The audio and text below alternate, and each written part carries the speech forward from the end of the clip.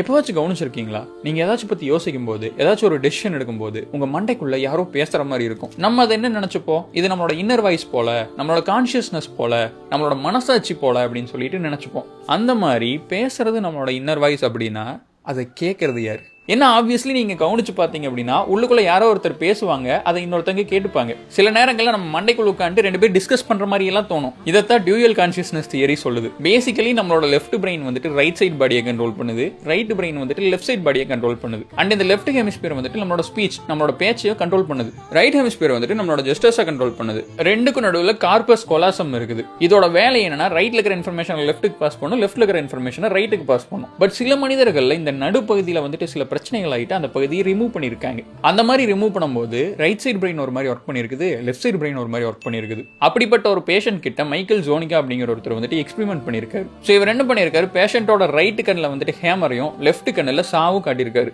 அந்த பேஷண்ட் கிட்ட நீ என்ன பார்த்த அப்படின்னு கேட்கும்போது அந்த பேஷண்ட் வாயால ஹேமர் அப்படின்னு சொல்லியிருக்காரு. What did you see? Saw a hammer.